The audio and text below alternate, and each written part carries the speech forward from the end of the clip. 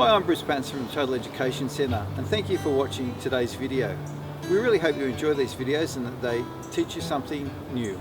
If they do, please give us a like down below on the button and let us know. If you have any questions, don't forget you can contact us through the channel or through the website, and don't forget to visit our website totaleducationcentre.com.au. There you'll find all the lecture notes for these videos. You'll find student notes, teacher notes, you'll find old exam papers and things that will help you do your best in your studies.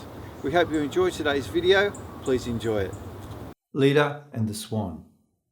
A sudden blow, the great wings beating still above the staggering girl, her thighs caressed by the dark webs, her nape caught in his bill. He holds her helpless breast upon his breast. How can those terrified, vague fingers push the feather glory from her loosening thighs? And how can body, laid in that white rush, but feel the strange heart beating where it lies? A shudder in the loins engenders there the broken wall, the burning roof and tower, and Agamemnon dead. Being so caught up, so mastered by the brute blood of the air, did she put on his knowledge with his power before the indifferent beak could let her drop? Hello, I'm Bruce Pattinson. Today I'm going to talk to you about Yeats's poem, Leda and the Swan. Before you watch this video, you should watch the introductory video that talks a little bit about the context and some of Yeats's ideas, because it'll help clarify this analysis for you. You've just heard a reading of the poem, and now we're going to have a look in close detail at that poem and see what some critics say and think about Leda and the Swan. Yeats himself said of Leda and the Swan, he was writing it originally for political purpose, and this is a quote from his book, The Cat, the Moon and Certain Poems. He says, after the individualist demagogic movement founded by Hobbes and popularised by the Encyclopedists and the French Revolution, we have a soil so exhausted that it cannot grow a crop again for centuries.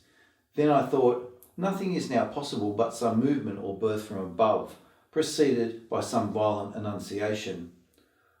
My fancy began to play with Leda and the Swan for a metaphor, and I began this poem, but as I wrote, bird and lady took such possession of the scene that all politics went out of it. So originally started as a political poem for the Irish statesman, this poem has morphed into something far more, and certainly one of Yeats's best known poems. It's not a political poem, and it's a poem about the cycle of life and the cycle of time. It captures a moment in time as well as a broad 2,000-year sweep of history. The context of the poem comes from Greek mythology, where Leda was the wife of the king of Sparta, and Zeus, the father of the gods and lord of the heavens, falls in love with her, and having the ability to take on any shape, he comes down in the form of a swan and rapes her. The rape leads to the conception of Helen of Troy, and other characters, but mainly Helen of Troy we'll focus on, representing love. This birth leads to huge problems for the future, whether the adulterous passions completely destroy Troy, Agamemnon's murdered by Clytemnestra, and leads to further consequences which keep reigniting the cycle and the history of time. Yeats thought history moved with his gyres, and we explained those in that first lecture, and this poem is an example of that philosophical bent. So if you're looking for a poem that looks at the gyres, the wheel of time and all those sorts of things, and the focus on that, Leda and the Swan is a very good one. As you already seen, it's a very brief poem, but it certainly does contain a lot, and many critics think it's Yeats's best poem as it encapsulates all of his theories and ideas. And I'd just like to quote for you one example of that, where Nancy Hargroves writes that the judgment could be questioned using any number of Yeats's poems as evidence, and the judgment of Yeats being a great poet. Yet none can refute it better than Leda and the Swan, one of his greatest works, and one which manifests that fine balance between human and divine, concrete and abstract, which both Savage and Clarke admire. And there are two other critics you might look for. Kenneth Clarke especially has written a lot on Yeats. Within the formal design of the sonnet, Yeats combines the mortal and the immortal, and the sensuality of a violent rape, and the abstraction of the divine, the specific intense moment in time, and the broad sweep of the 2,000-year cycle in human history. Leda and the Swan is a complex unity, a work of art which is firmly grounded in and yet transcends the real world. This balance between intense participation and absolute detachment can be seen in every facet of the poem, in its subject, in its theme, in its language, in its structure, and in its technical elements.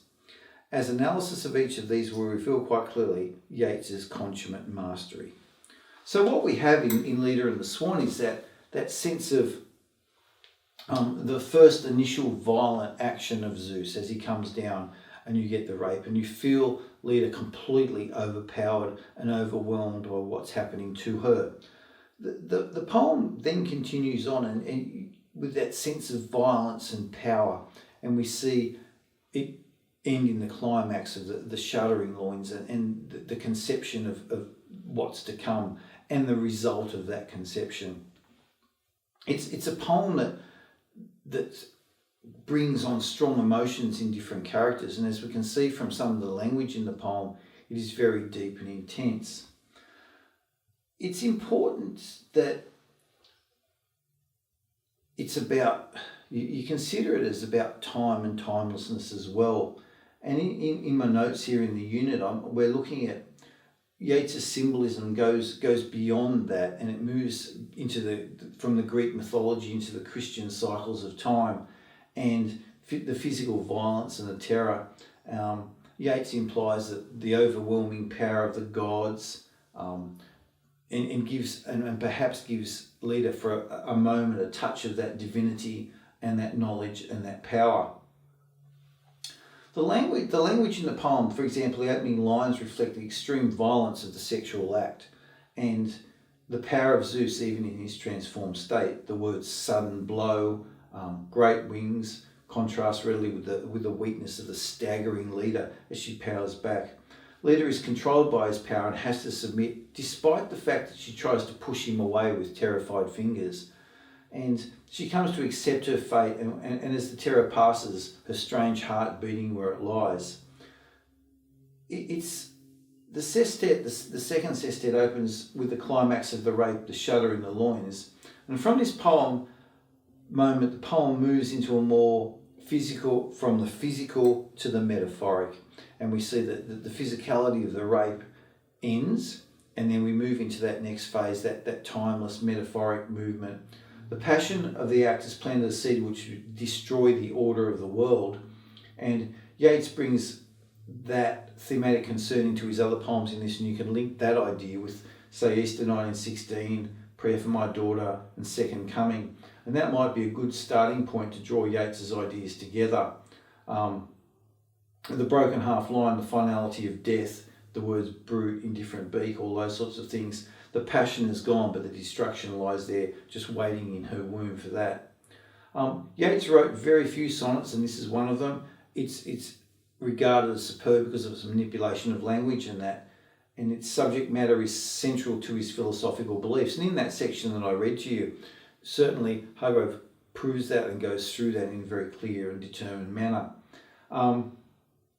The poem can be seen as a criticism in some ways of beauty too, and Yeats has said in his work, Bachelor and Master, the poem can be seen as a criticism of beauty too. Helen is criticised for her lack of wisdom.